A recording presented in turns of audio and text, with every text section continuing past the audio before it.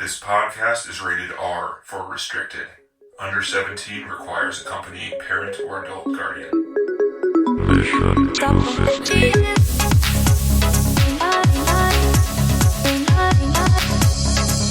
Welcome to the Mission 250 Filmcast, a.k.a. the Let's Avoid Watching Schindler's List Forever podcast, a.k.a. Let's not ever end the podcast, and we're afraid of reaching the end of something, which is something that is, we're coming up with different ideas, and to align with that, everything coming to an end eventually. The first theme is by my choice, death.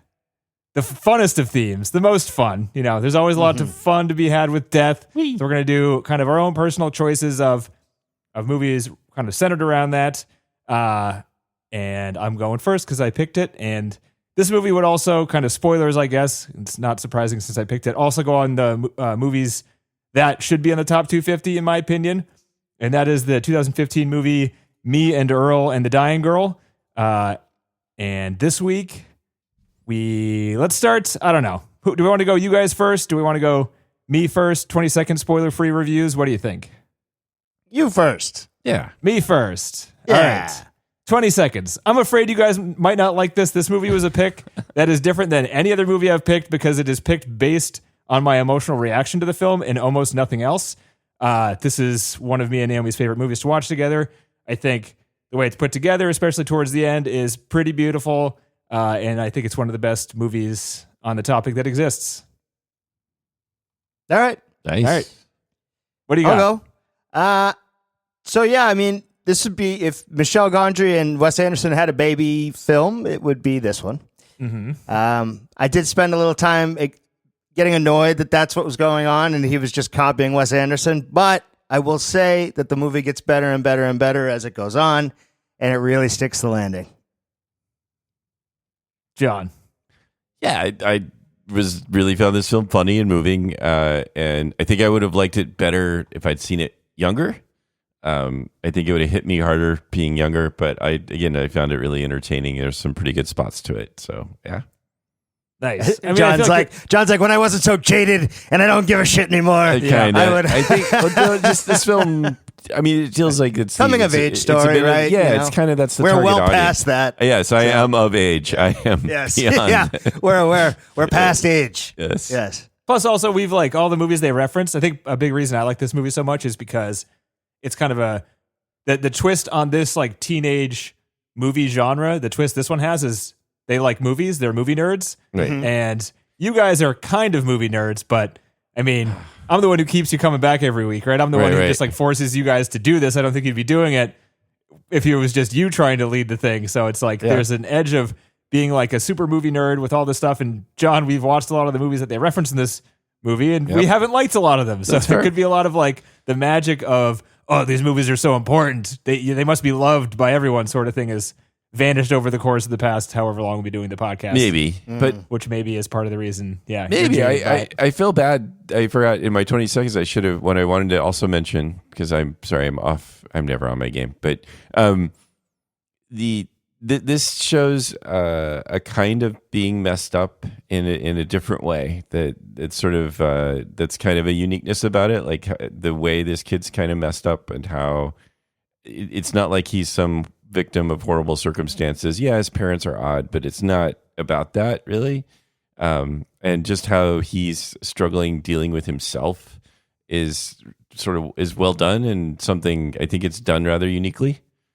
So that was one of my big takeaways from the film too. That I sort of like that. I don't know if you feel like you're fucked up that way, Denny.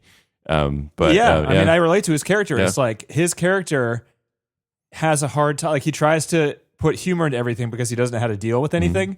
And I can relate a lot. Yeah. I can relate to that too. But also well. how he's just trying to sort of be not there, like just sort of be like under the radar, not making any waves, not like, just staying out of everybody's way and figuring out how to just not. I've had years of school where that was the case for sure. Yeah. So I can relate to that. But I also, I think the thing I relate to all of that I relate to pretty heavily. The way he deals with death in this movie is kind of how I deal with it too, and I think a lot of people do. It's that even when you're confronted with it and you know it's happening, because it's going to happen to everyone. Right. That's like, it's coming. I think that's pretty bizarre. I think our culture does it kind of the worst, is that we never fucking talk about it ever, but it's going to happen, right? Everyone's going to die. Everyone you know is going to die. Either you're going to die first or they're going to die. You're going to have some pretty fucked up experiences revolving around it. But this movie, a lot of movies, I think, take a really serious tone towards it, or a really sentimental tone towards it, where it's just like, this is important, this is heavy, or this is so sad, you should cry about it, sort of thing. But this character is kind of like indifferent about it in a way that's, I can relate to that too, because it's hard to like understand what it means. You know what I mean? Until it's happened. Right. And that Which kind of is like why leads, the teacher's story to him, hit so well at the end when he found all the books and stuff. Right. Yeah.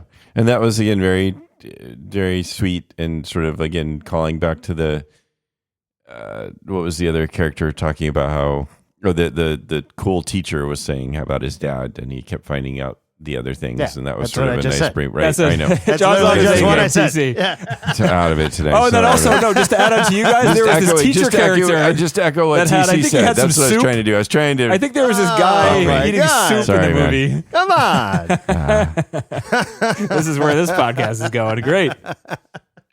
It's tired, But I think, I don't know, there's a lot of movies with teenagers that revolve around death, and they try to like, there's more Hollywood, not Hollywood, Hallmark aspects to them, worse acting, less realistic scenarios, like the characters don't interact naturally, and this movie is full of natural character interactions. Like they seem like they're friends. I kind of like it how, what is it, Greg and, what's the character's name, Rachel, the two kind of main characters in this movie, their first dialogue with each other after he knows is him telling her he doesn't want to be there, and she doesn't want him to be there either. And that's kind of pretty unique, and it doesn't do it in like a over the top type of way. You know what I mean? It doesn't shove it down your throat that this is a little bit of a different story, even though it does cut and have jokes saying it is different. But like, to me at least, it doesn't seem like it's overdoing it, and it does it kind of dryly and realistically to the point where like it's funny a lot of the time. It kind of balances like this realistic tone in the middle that allows it to hop to the quirkiness sometimes, hop to the humor sometimes, and then dip super low into this really sad shit every once in a while. Yeah. And it can always kind of bounce back to this really nice area in the middle where it feels realistic, and everything that seems a little fake or whatever is just because it's about Greg's emotions during this thing. And this is how he's dealing with it. This is how he imagines his relationships with people, the moose and the that was great. Cutting back and forth to those claymations was it was good. I mean, when you said Wes Anderson and Michel Gondry, you had a stink of like, I don't know about this, but that sounds pretty good to me. No, that's the match. But in a good way. In a good way. If those two, had a film, baby, it would be this one. It would. The color palette, lots of oranges, and the stop lots motion. of symmetry. And the claymation, and all the acting was outstanding. I don't know. Again, this movie has me kind of blinded because of how I react to it, but like, I think everything in here is outstanding. From like the pretty, the acting, all like the small characters. I mean, Molly Shannon and Connie Britton as the moms are fucking great. Nick Offerman as the dad is kind of the also disconnected kind of weirdo guy. He was funny. He's funny, but also like he can be nice in certain scenes. Yeah. And I will say that like the last impression of this film is the lasting one, right? Because I remember being annoyed at the beginning. I'm like, wow, what the fuck is this? You know?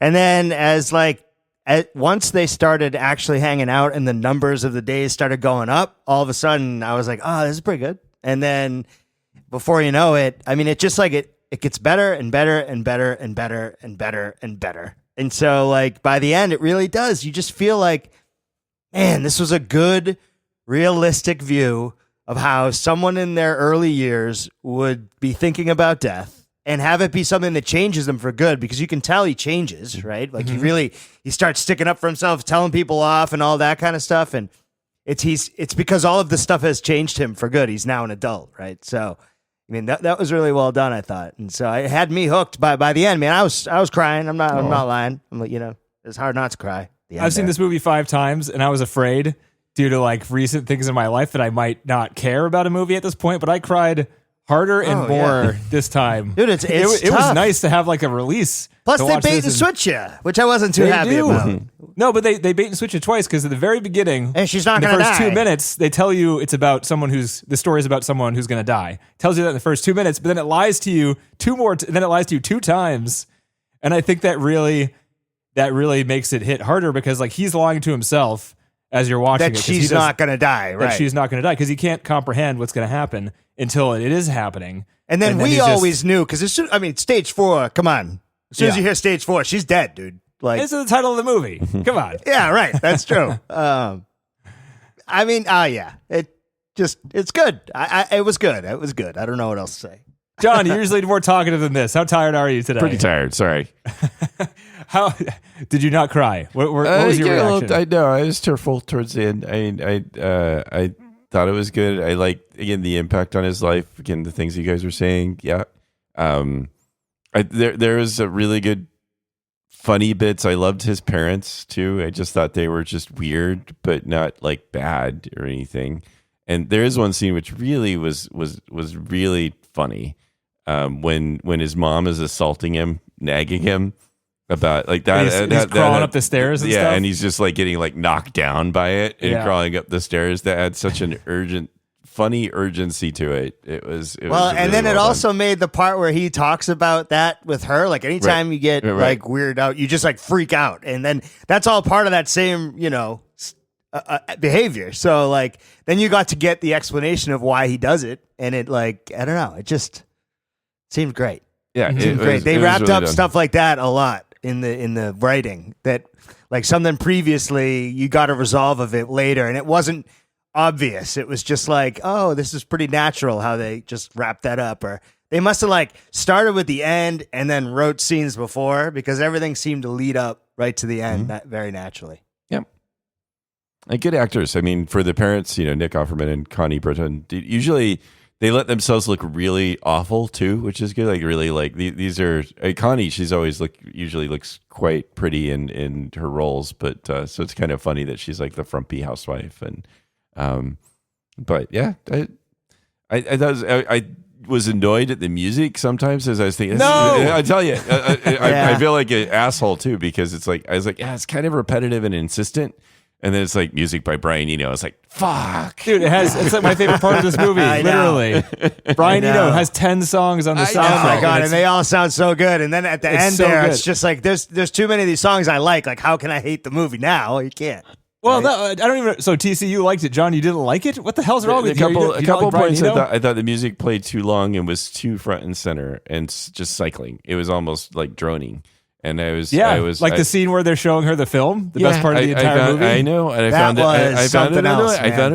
I found That's so. I can't. Even I love relate that to you, song. John. So I'm gonna just forget that's- that. Let's just forget that. Another Green Worlds. You big said ship. you said fucking hand on the edit button. John's getting taken out. John, right That's there. fine. You're Just take embarrassing me out of yourself. They play the whole song and they play the whole short, and the way they edit it over with her dying is like by far the best part of the Dude, movie. when he stands in front of it and there's that little piece of paper pointing at him, I was like, Yep. that's some shit. That is some good production, some forward thinking right there. I like that.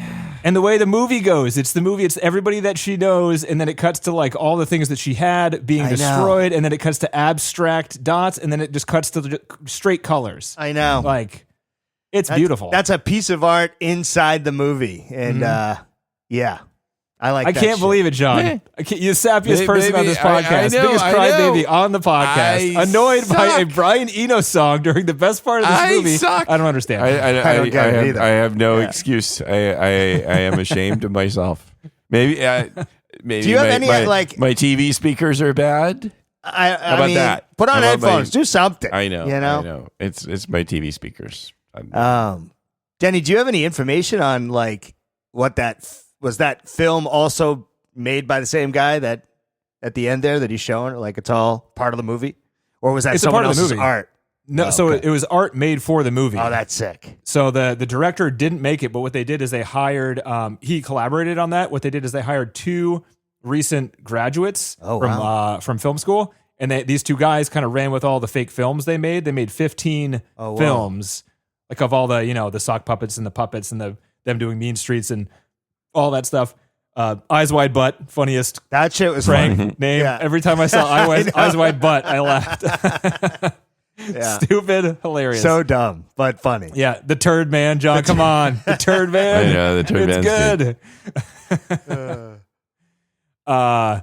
So yeah, those guys created all the stop motion for that. They did all like the felt stop motion and stuff, and they had their own little workshop during the course of the movie. And they said they basically just pretended like they were in high school again because this is what they did, and their task was to pretend to be high school kids, use the tools the high school kids would have, but might be more talented than like someone who doesn't know what they're doing. Wow. So they put together a lot of that stuff, but then like the direction of the faces in the beginning, that's like an Andy Warhol set piece type of thing. Like Andy Warhol had this thing called, I forget what it was called, but he had an art show that was famous where it was just people's faces and it was kind of filtered like that, and there was no sound, just music over it. So they kind of took that for the intro, and then the stop motion, it's kind of like trying to bring in the theme of pillows. There was some pillow stuff in there, and just trying to tie her life and the colors they used around her character into some more object-oriented stuff. And then the ideas were from the director. They wanted to go to like energy being created from the solid objects in someone's life. Right. And then they just went to straight colors, which was like, now she's everywhere. Like she became, she died, Fucking she awesome. becomes energy, she goes everywhere sort of thing. Like that's the idea. It's That's beautiful, great. John. It's, Yeah, it it's was. one of the best scenes of a movie I've ever seen in my life. It is. In fact, and like I said, it just, that last bit is what I remember for the most, Yeah. So it's like that they just did a good job of making sure the ending crushed, which doesn't always happen with some of these indie film. And it even like styles. it hit that peak right there, but then it kind of goes on for 5, maybe 8 more minutes, and none of that's bad either. Like him No, and it's a going in- resolve, but it's within the same kind of like soundscape and feeling, and man, it's good. It is. And when he wanders around her room and just like takes that, like I think there was a scene in the movie where a guy was eating soup. I'm pretty sure he wasn't in the rest of the movie. He's in this small room. He's eating soup. He's talking about that when people die, you can still learn about them. I forget. You guys haven't mentioned that yet. But at the end, they tied that up. I with know. how he's learning about her. That's exactly right.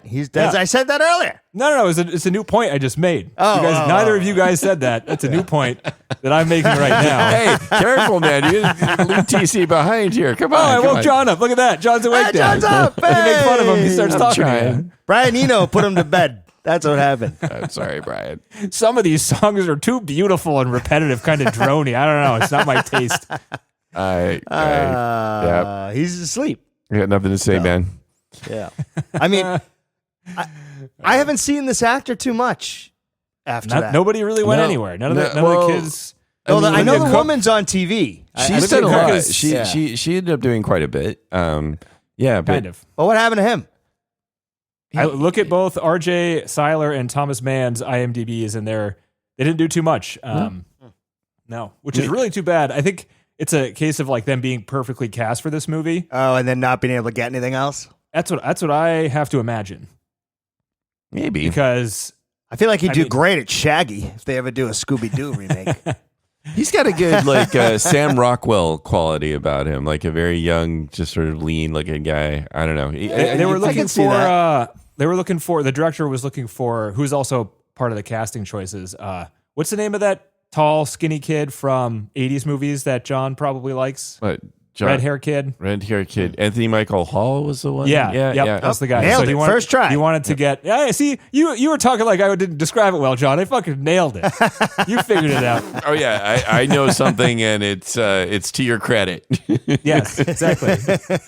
You were shaking your head like that's not enough description. Oh wait a minute, I know exactly who you're talking about. Oh, that's right. He's got you there. Yeah, so that's what they were going for. They kind of wanted to get like a unique looking person in that same vein, and he's not a bad looking dude, but he's not like Hollywood good looking, and you might Right. need a character that's supposed to be not ugly, not attractive in Hollywood to fit like in a role like this. And this is not a role you typically get, because usually if you have a mediocre looking character as a main character, people don't like that because that doesn't make money most of the time. This movie didn't make money, so Well, I could see that. yeah.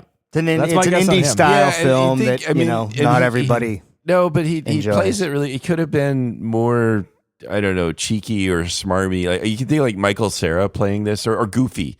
Like you could see. I think Goofy the Michael dog? Cera would be awful in this. I know. I'm just saying it would Not have a been huge fan bad. of It his, would have though. been bad. I mean, but it would have been very tempting to make the as a this Hollywood. this guy would be style more film. of a clown, more I see. entertaining, more good looking. He could have been all of that. More like just sort of and he plays it so like. Because that's his character, is that he's just trying to keep it all together and trying not to be noticed. So he's not there, hey, look at me. Even when he's trying to be funny, he's very deadpan about it. And not like, I think any other, in Hollywood, even the actor would be aware that I'm really saying something funny here. And that would come through. He plays it off like he doesn't care. And that's it's awesome. It's done well. Yeah, it really is done well. When he does the monologue, when he's first up in the room and he's talking about the pillows and how he'd like to have sex with him and stuff. Yeah. It's pretty good stuff. It's funny. It's juvenile. Yeah.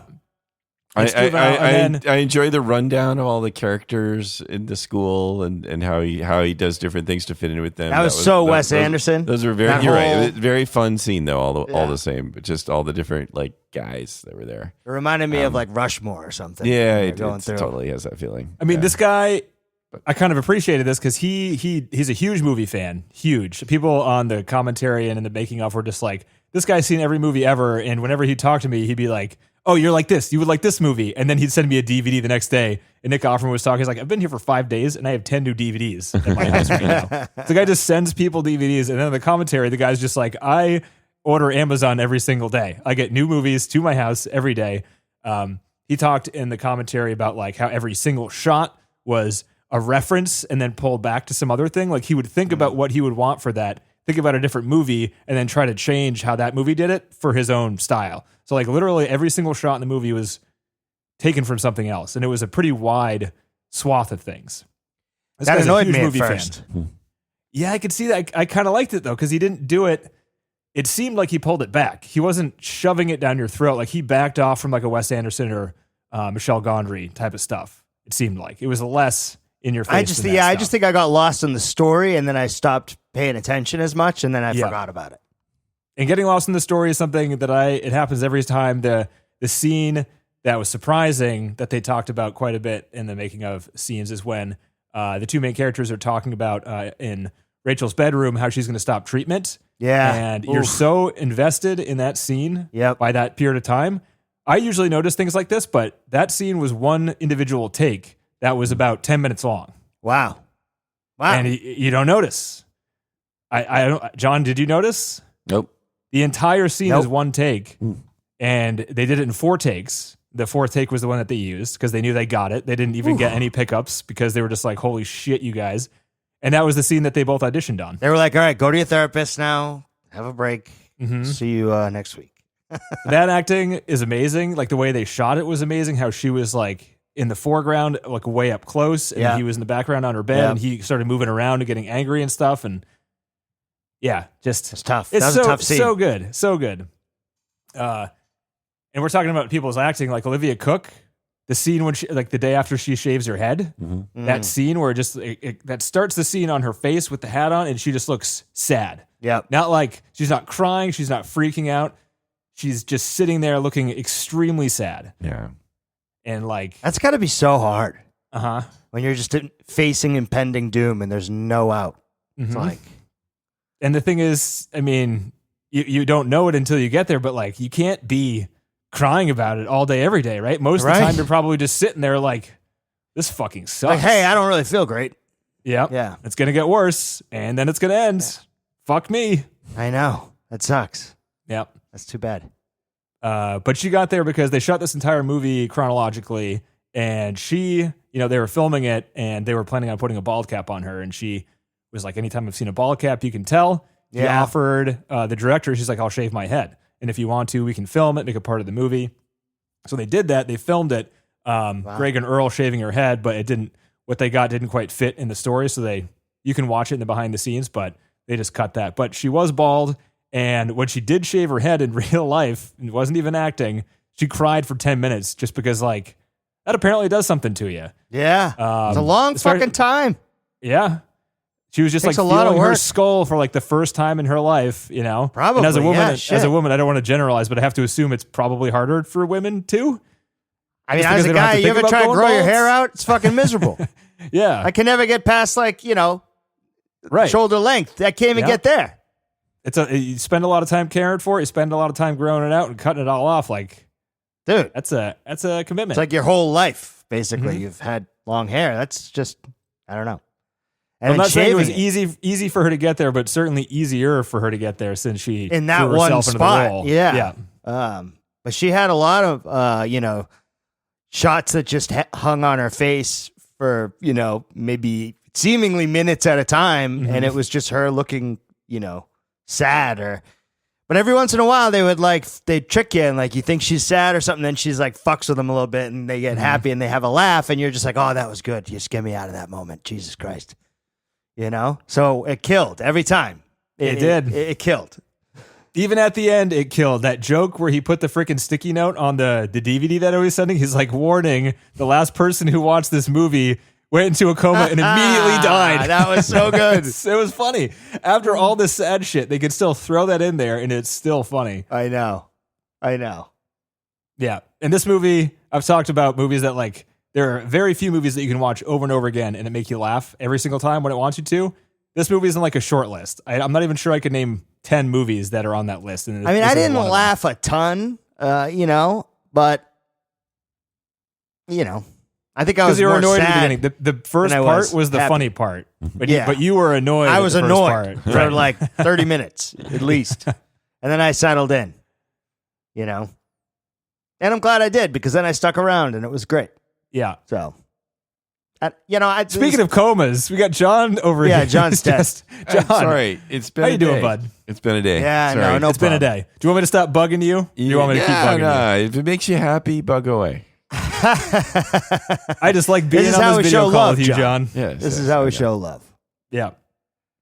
Yeah, it's weird because, this movie, again, hard to judge based on anything else because I feel like you'd really have to get into it. I don't know. TC was there. John didn't Not so like the much. big ship. I feel like if you don't like that scene, then that's the one that really like makes the movie pretty unique. I didn't say I hated it or anything though too. I still was moved. I still got teary and stuff. I mean, I just, so it's not like I was saying I hated it. I was just offering some vague criticism. Not allowed, John. Yeah. Just a tiny bit. I also really liked Earl and his relationship. I thought that part Earl where was he beat funny him up too, and yeah. punched him and was great. And then when he came back and stuck up for him and thought that was great. Very, very much high school friends. Yeah. It's like they probably wouldn't be friends if they weren't in high school or were desperate for like somebody else, like one other person. Or just 'Cause- didn't happen to not want to sit in the same cool office and have lunch, Just like they both Watch had movies. a reason to be there. And that's where they were similar. And then they became friends even though you wouldn't have expected it, like you said, but I thought their back and forth was funny a lot of times. And just so stupid. But also Earl always had something to say. And it wasn't just like, oh, I'm here because I'm your sidekick. Like he had a good, I don't know. The way he treated his friend was like, I like you, but also fuck you. Right. And that's good shit. And I also liked it how he a lot of the time seemed like he spoke up when Greg was being an idiot and Greg was being an idiot and Earl was right, but not always. Like there was a couple parts where Greg was like, he was talking about chemo with Rachel and he's like, oh, that sucks. And Earl's like, don't say that sucks. And she's like, it does suck. And you're like, okay, Greg was right this time. Yeah, he was. Right. So it's good that he wasn't like just this wise character. You know what I mean? No, not at all. He was very much he had his own personality that really played off of the other two. And yeah, it was great. Because I could have gone that way too. It's like, he's quiet, but he's wise. That's who Earl Right. is. We're like, the only things he ever says is like something great. Yeah. No, has no flaws, just perfect on the sidelines. Yeah, come on. Yeah. Just eat the pig's foot. Eat the cuttlefish. I mean, Dude, have you Having ever heard somebody of in that? your house cuttlefish? Fuck yeah. I'm not eating that. I'll eat that. Squid. Tastes good. Ugh. You don't like squid? No. Come Negative. on. Calamari. Oh yeah, fried calamari. Good. Yeah. Looks freaking good. I mean, I guess fried calamari I'll have a little bit, but Oh, it's Yeah. really good. Salt and pepper? yeah, but the way he tartar had sauce? it was like in a bacon strip or something. Oh, it's just flattened out. Probably even better than the stuff you can get at the restaurants. That looked weird though. I mean, this is like the whole animal. Like a couple of wimps over here. Come on, guys, let's go to freaking Thailand. Eat street food. No, Come on. no. You will never catch me doing that. That's where the good stuff is. Not a chance. You don't need two. Where's the McDonald's?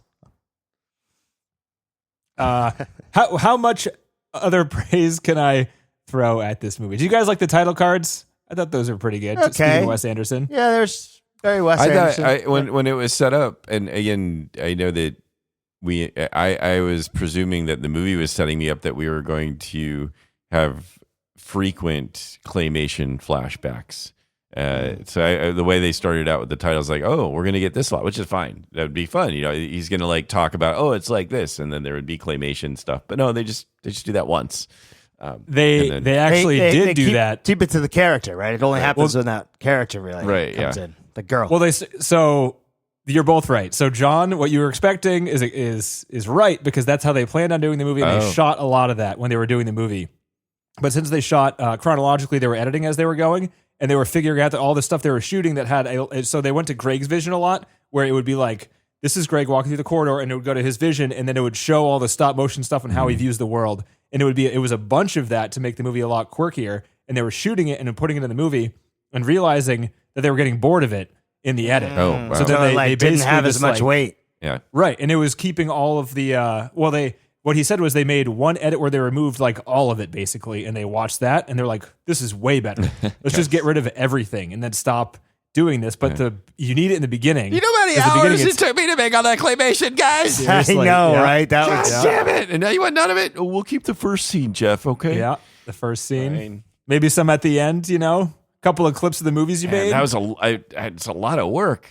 I was enjoying it. I was like, oh, cool. Look at this. Guys in hell. Guys in heaven. Yep. That was fun. But it took up a lot of space because it was everywhere else. And it really it made it about that as opposed to the story. And slowed it down.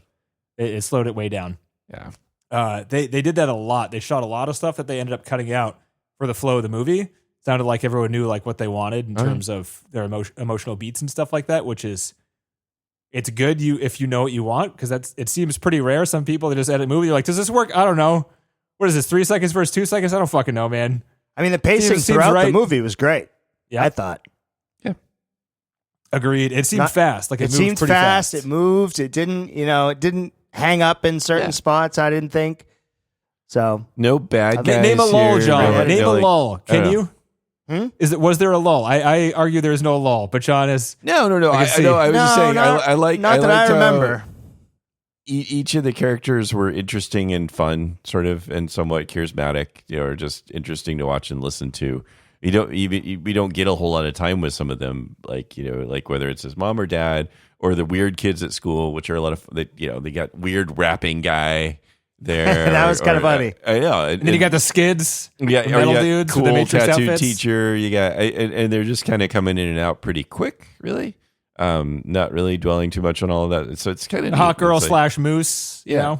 The squirrel moose is pretty cool. I also like that theme too. That was pretty funny each time. That was also worth a pretty good laugh. Each time, yeah.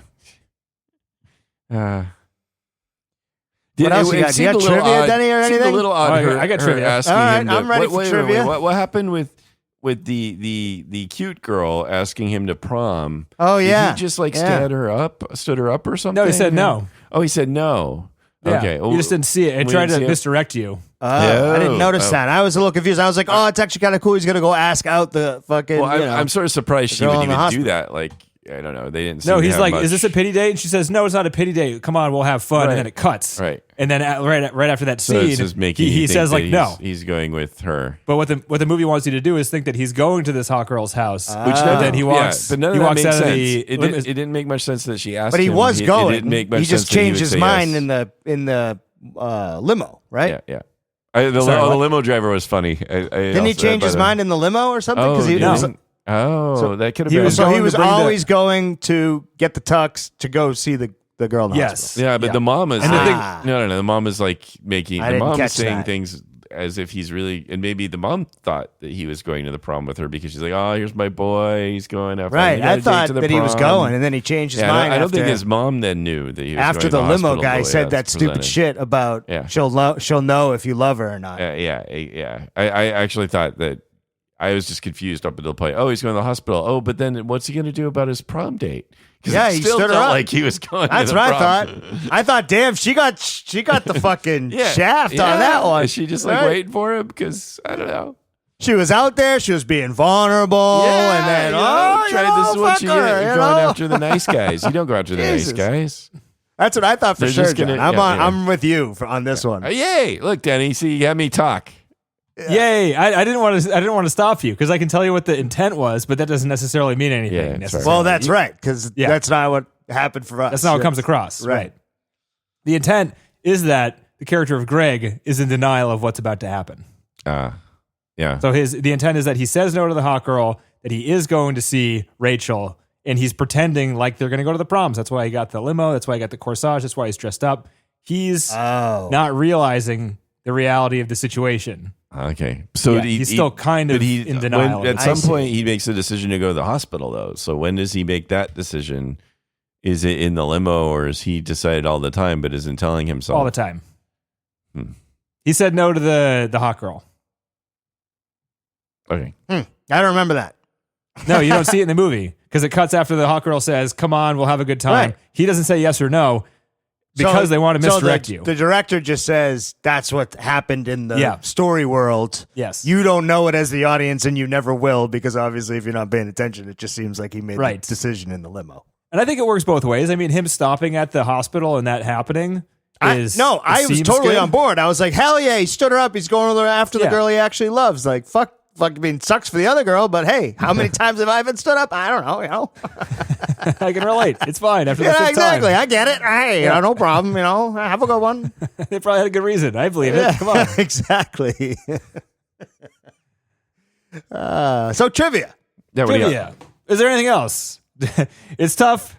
They had a list of a lot of different movies. I guess you can go read. I'm not going to read off all the movies they had ideas for, but they came up with like over 100 fake movie names to pick from. And then they kind of whittled those down based on the most iconic scenes from those movies and how much time and money it would cost. I guess it's just time to recreate those iconic scenes in a cheap movie form, if that makes sense. Okay. That's how they whittled it down. Does that make sense? No? So they had over 100 movies they wanted to parody. Right. They could only do 15, say. So they needed to pick 10% of them. So then they needed to go through each of the 150 movies and say, okay, what do people know from this movie? Get that one or two scenes and look at them and say, could we parody this easily with these students? So then they have to go through and be like, based on how much time and money it would take to parody these are the ones that we could do, and which one should we do, sort of thing. And then what? What did they do with that? And then they passed it to the two recent graduates, and they're like, we're doing a Sockwork Orange. We're doing the intro scene. I see. You get to use the music. We're doing the pan out. Your job is to build this set with cardboard, to build Alex and his droogs with sock puppets, and try to mimic the camera move to try to replicate the entire thing as close as you can. Oh, that's fun. That's pretty cool. We're gonna do Breathless. It's the scene where the guy's running down and gets shot in the back, and you're just gonna add in him taking a little hit off of the inhaler. Asthma, the inhaler. Yeah. So they gave them direction to do all these little parodies, and they ran with it, and that's what they came up with. Hey, hell of an idea. Yep. Yeah, Molly Shannon called it an arts and crafts camp, is what she called it, because everywhere on set was just like these students doing cutouts. The Greg and Earl had to do a lot of these, like to go with these recent grads and do these fake movies because they were in a lot of them. So like on some days they would go and hang out with those guys when they were doing like Rachel Only stuff or some other things. So they were kind of all over the place. Wow. All right. Trivia time is opening up. There's a commentary track and a 40-minute long making of. Both are pretty good if you like this movie. This director is a pretty unique guy. He started off as an assistant to some pretty famous people in Hollywood. Martin Scorsese, Nora Ephron, Robert De Niro, Alejandro Inarritu, people like that. He was an assistant, and then he became a second unit director for a lot of movies. He was a second unit director for Babel, Julie and Julia, Argo, and a lot of other movies. Wow. Just had the talent. He knows people. And one of the special features was him and Scorsese sitting down, and Scorsese being like, "I'm proud of you, man. I'm proud of you for making this movie." Because like they hung out, like he was his assistant. He worked on he was like on set all the time. Wow. He knows these people. So that's pretty. They're like, neat. I don't think you understand how hard this is. We don't let any of the assistants do this. That's right. Yeah. So you do that, and then we're out of an assistant. You know, Right. God, Right. It's hard to find a good They assistant. saw Once you this- get a good assistant, you don't let him go. Yeah, Sorry, right. man. I think that's what they did, because then this guy, so he made this movie. It won a couple of the top awards at the Toronto Film Festival, which is pretty good. But then he made what's that movie called? The Current War. Remember that movie? It was like a Edison and Tesla fighting each other movie. No. Did It we had watch Benedict Cumberbatch, Michael Shannon, Tom Holland, Nicholas Wow. Hoult, famous people. Hell of a cast. Hell of a cast. It had a budget of $30 million, made $12 million. Terrible reviews. It's not his fault. This movie came out in 2017. While they were filming it, this was a Weinstein Company movie, and 2017 was when the Me Too shit started, when Weinstein started getting all fucked up. So the entire company, not just the industry, but the company that he was working for was just being shifted around. So like the leadership was changing, all the direction was changing, the money was moving. Things got fucked up during the production of this movie, and it became an unsavable mess for the most part. Oh, man. He talks lightly about it, but you can read about the Current War on Wikipedia. I won't go too much into it, but basically it threw a wrench in that, and then that's the last movie this guy's directed. If you go to his Wikipedia page, there's this section that I have never seen before called Perspective Projects, and it lists 10 movies that he was signed on to direct that didn't go anywhere. Jesus 10 Christ. movies since 2017. That sucks. Which is crazy. Right now, he has a movie that is currently listed on IMDb called Stowaway, which Oscar Isaac is signed on to play right now. Yeah, it's a. We'll see if it happens. It's a pilot for a series, right? Not a movie. And That's he's the also Stowaway. No, he's also in a movie. I was gonna say, Oscar Stowaway's Isaac's Ryan's also movie. in a movie. Oh yeah, but then there's just looking at that section. He's also set to direct the film Ichabod, based on the Legend of Sleepy Hollow, That's no longer a movie anymore. starring Timothy one of the Chalamet. ones- What? That's Yeah. it's already not happening. Yeah. Shit, really? Yeah. Oh. I couldn't find anything on it. Well, it was Look it up. March 2025. It didn't like die that hard. Look up all the movies in this section. They don't exist in IMDb. I can't find any information on Timothy Chalamet being in an Ichabod Crane movie. That's fair. Well, yeah, it's overshadowed by the Disney film, like 1949. Wow. Okay. So this guy has been struggling for a while, I guess so. which sucks. But Again, IMDb. Timothy Chalamet reportedly to lead Disney's Ichabod, a Sleepy Hollow spinoff. okay, I mean, this is IMDb March 1st. It's a rumor. Well, this is devolving fast, I have to say. so let's downgrade that to 9 movies that went nowhere since 2017. Yeah, so that's just bad luck for this dude. But like TC was saying, it's probably Scorsese being like, put that guy back in his place. Just cancel every single one of his projects. Yeah, I we got don't an want assistant, him man. up here. I Who asked got for him coffee. Where's my coffee? No, he's making a fucking movie. No, I want my coffee. I don't want to make a movie. Make a movie. Other people make. I make the movies. You Get get the best coffee. latte. Yeah, I'm all proud of you, buddy, but I still want my coffee. Exactly. That's exactly right, John. Nailed it. You guys recognize yellow as Rachel's theme? The color yellow. Her room is yellow. Yeah. Her theme is yellow. Vaguely, Et cetera. I just, assumed that was the color of the room. Symbolism lost It's on me, very, bro. very important. Yeah. Do you recognize the voice of the guy who pretends to be Wolverine in the Wolverine the picture? actual Hugh Jackman. It's Hugh Jackman. Oh, was it? That was They fun. got him to do it. I enjoyed that little cameo. Was a fun one. Yeah. Ennio Morricone, his score was allowed to be in this movie because they showed him a cut of the scene they were planning on using it on, and he liked it. Same with Cat Stevens. They showed him Cat Stevens a cut of the scene. They were going to use his song, and he okayed it. Brian Eno, of course, okayed a bunch of his fucking music to be in here, and he actually wrote for the movie the ending credits theme song. Oh, wow. How did he get involved? That's awesome. I don't know. They didn't talk about it. Okay.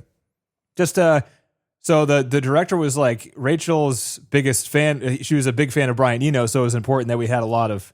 Maybe the book has it in there that she's a big Brian Eno fan. Maybe, or maybe the director is a big Brian Eno fan. I don't know. He didn't specifically say why he landed on Eno, but he sure as shit did. I've never heard of another movie taking so much of like one artist's work and putting it in a movie. 9 pre-made songs that were recorded before the movie, and then 1 original in the movie. It was Brian Eno's movie. I mean, it's good. So, really good. Yeah. They should use it more in movies. It's like perfect. It's like movie soundtrack. It's perfect shit. movie soundtrack. Yeah. Yeah. Synth and so much synth. Yeah. It's like, I don't know. Ambient, moody, pushes hell a of mood. a way of writing those It's, long, droney sounds. Some people say The Big Ship's one of the best songs ever written, but you wouldn't hear John Stricker say that. Nope. No, you wouldn't. Some people say it influenced decades worth of electronic music and even indie rock, like Animal Collective. But no, not John Stricker. It was awesome. I would not. I do not. I just thought it was overdone in the film. That's all. What do you think? Eight Eno songs would be enough? 10's too much, John? What's overdoing it? I don't know. So the ice cream, when they're eating ice cream together on the stoop, that was the first time they shot all together, and the character Earl, R.J. Seiler, never acted before. So it was his first day on set. He went to an audition, blew everyone away, didn't have any training, never been in a movie, never did any acting. He just had a great audition, and everyone on set thought he was going to be a star, but didn't happen. Damn. Yeah. Let's see. They had a crane for 1 day. That's where this budget was. And they used it for 2 of the shots. Damn. Probably, I mean, they're okay. They're good shots, but they don't stand out. But that's what kind of budget this movie was working with. Was very aware of balancing the standard story with the quirky elements. That was on his mind the entire time. It's very important to him to get the balance right. The shot of Earl eating the pate in the movie, it's like one of the things that the dad makes him eat.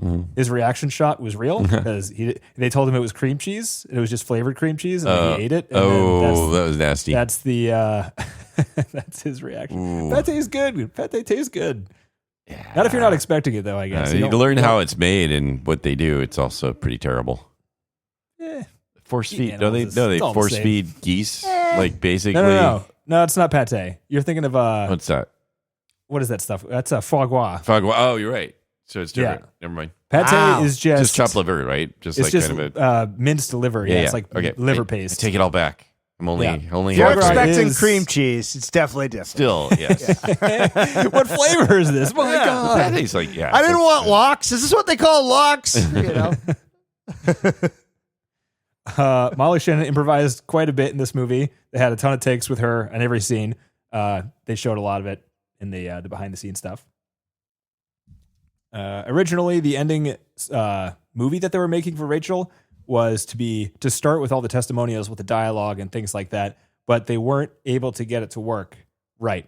So then they had to kind of go back to the drawing board, figure out like, well, what else could we do? And then they came up with the idea of making just an abstract piece of art. And that's when, they kind of removed all the audio they took from Andy Warhol. They moved it into this more free flowing type of thing. But they did do a lot of, recording everyone talk about her and then toss it into the bin. Lots of stuff into the bin in this movie. All the montage shots were grabbed when they could, just in between takes. All those montages were just like, they weren't planned. They just like grabbed what they could and they made it work in the editing room.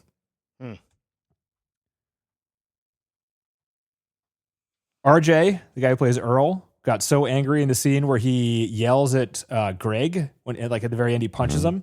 They did a bunch of takes of that, and the take they showed was one of the earlier takes because he got so overwhelmed emotionally yelling at him that he was like, it was too much. Too Wow. much for the movie. And they showed some of those clips, and it was too much. You're like, whoa, bro. He was almost like vomiting with tears. Like he was bent over crying. What? Yeah, it was a lot. They're like, this isn't your moment, man. Just be somewhat They kept tense. telling him to do it. Again. Wow. They went a little I too mean, far. hey, it just didn't work when they got it in the editing room, I guess. You know? Yep. But they needed to keep pushing it to find where it was like, oh, that's too much. All right. We'll use the one that's dialed back one notch. That'll work.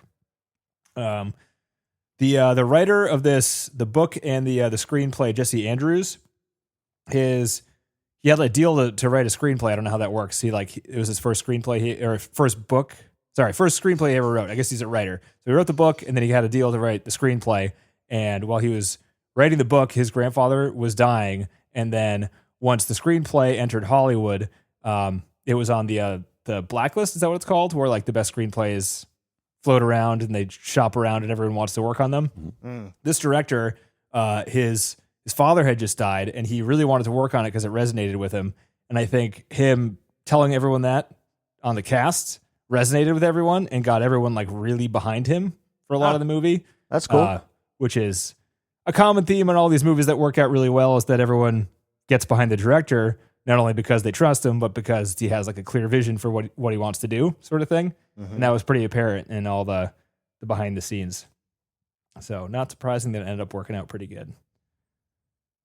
The black tux in the hospital.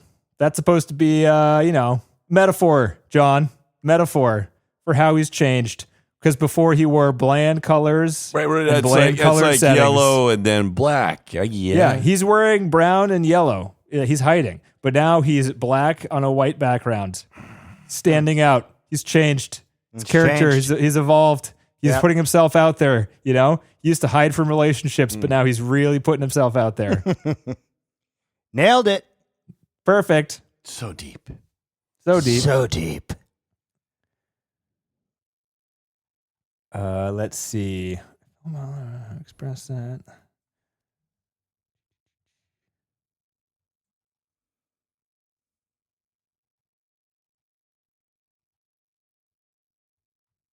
Pause for the edits. They shot all the house stuff in the screenwriter and author's Jesse Andrews' house, his childhood home. He wrote the book with all these like rooms in his mind and all these colors and things like that. And they just decided to shoot it in his house to make all that just more real. And to add to that, the high school they shot it in was also his high school. So he wrote in the book about how this high school was like a prison. And they just like, might as well just shoot it in that school because it is like a prison. The ceilings are super high. All the walls are like concrete. There are bars on things. So might as well just film it in the places that they are, actually taking place in. The cinematographer was hired because he was the only person who talked about drama and comedy in cinematography out of anyone that went there. And the cinematographer was pretty famous. I forget what his name is, but he did I think he works with Bong Joon-ho. Is that right? He did The Handmaiden. Oh. You guys ever seen The Handmaiden? That's on the top 250 now. If I was faster at my computer, Chung Hoon Chung is the name of the guy. Zombieland Double Tap. The Uncharted movie, that's a good one. The new Wonka movie, that's a big one. Mm-hmm. Current War he did. Stoker. These are all classic movies. Heretic, that was a new one. Yeah. That's pretty good. Just recently. He's doing The Running Man, the new Edgar Wright movie. So he's on the up and up still. Edgar Wright's doing The Running Man? A remake? Yeah. Yep. Oh boy. And it's got frickin' Glenn Powell as the main guy. The most boring actor currently working in Hollywood. You know Glenn Powell? I don't. Probably because he's so boring. You'll forget him. Or she. Yeah. I don't know who it is. He's a generic white dude. That's Glenn Powell. Right. Yeah. He was in Twisters. You ever seen that new one? No? Nope. I think we started watching it. I think he started to watch it. Now he dropped out. That's smart. Smart, John. Nick Offerman was attacked by cats quite a bit in this movie. He was always holding a cat, and the cats, they would shoot take after take in this, and cats don't like to be held that long. So he was constantly being bitten and scratched by these cats, and they showed a bunch of takes of it happening. Nick Offerman is a good actor because like his face does not move. This cat is just biting the shit out of his arm, and he's just standing there with his like drunk dad or whatever face, with his head sunk back and his double chin coming out and all that. He just doesn't change his face. I mean, he's getting attacked by a so cat. deadpan. It's Yeah, that's what he does. That's literally his shtick. That's his job. Yeah. The big ship, the Brian Eno song during the video was a placeholder to kind of help them construct the song. But as this typically goes, they build the video around the song, and they're just like, This is what it is now. Yep. Yeah, there's no way we're putting it. They were planning on putting like a score in, like some score music, but that's why you never use temp. Yeah, like we literally have any Brian Eno song we can use. He signed this away. I don't know why. We can use anything we want. Let's just use this one too. They storyboarded the hospital scene because they thought it was the most important scene in the movie, and they were right. But they started shooting it that way, and it seemed too stilted because they didn't storyboard most anything else in the entire movie. So they were shooting it, and they're like, this isn't working. So they went another direction, and then they went to improvised handheld instead. And that's what they ended up using. And it was the first time they used handheld in the movie. Huh. He seemed kind of against handheld in general, but he's just like kind of wanted to make it look like you were in the room with them. And I think it works pretty good. Yeah, I didn't notice. Yep. Two of the crew members took on the task to carve out the books and create the art and doodle on the walls and do all that stuff. And they did all that during their spare time at night in between shoots, all that stuff. Wow. So two crew members could carve those books out. I mean, that seems pretty hard. That seems, yeah. They looked cool. They did. Yeah. And what a great way to, just you remember, I don't know if you guys remember that discussion with the teacher, but, I've never heard of this before. When did this happen? All right. Would you put this in the top 250? I think so. Yeah. It's okay, John. You can say I'm no. not sure. We know it's coming. I don't know. I think no. But I enjoyed it. I didn't hate it or anything. Good. I definitely would. Yes. Yeah. So we're going to continue with this fun little theme we have going on here. TC's picked a friggin' gold star of a movie to watch next week. Baby. All right. Yeah. Manchester by the Sea, baby. Yeah. 2016 movie. John hasn't seen it, so he's going to go up first next week. Oh, you're up, baby. Yeah. Yep. You're up. And then also we haven't heard about what your selection is yet. You don't have to tell us, but you only have a week left to figure it out, John. I know. True. I'm having a hard time. I'm thinking I might end up going with something I haven't seen, but that has been risky. Like very risky. That is risky. Everything's risky. It makes it a little easier though. It's like there's no investment for me. Like if you guys hate it, be like, yeah, me too. Yeah, but that's the whole point of the exercise. I know. Yeah. That's all right. Yeah. Oh, okay. man. If you make us watch a crappy movie, John, and then you get to say, I didn't know, I'm going to get a little upset. I'm going to be a little annoyed. Okay. So I have to try to backtrack. You actually have to use your brain. Yeah, you can't just go to Google and say, what's a movie Oh, about you that? And then could. pick You one. could. I don't care how you do it. I would have Just picked. get a movie. I would have picked Arrival, but we've done that. Oh, we've already watched but it. That Yeah. one is It's a good one. Like one of the better ones as far as having thoughts about death and life and meaning and all that stuff. Now all you have to do is find a movie about death as good as Arrival that isn't on the top 250, John. That should be easy. It should be an easy task for you. I know. You can do it. I know what my problem is. There's plenty of LLMs that'll. If you, I don't know if this would be cheating, John, but if you want some suggestions, reach out to me. DM me. Feel free to suggest. And then you can choose or not to Probably use seen it. a lot of films that I haven't, though, of course. So, Maybe. yeah. Oh, John. Nikki Go get suggested some Titanic. rest. Is that about death? I guess I it don't know. kind of She's is. just always. I mean, she's wanting. they do she's die wanting to watch at that some film point. with me, Yeah. and Hey, John Wick 2. That's also about death, isn't that's it? right. Lots of people die. Is anybody die in Nacho Libre? There's a bird that dies in that one, I think. Probably some career deaths in there, maybe. All right, Yeah. boys. See you next week. Talk to you Okay, next guys. week.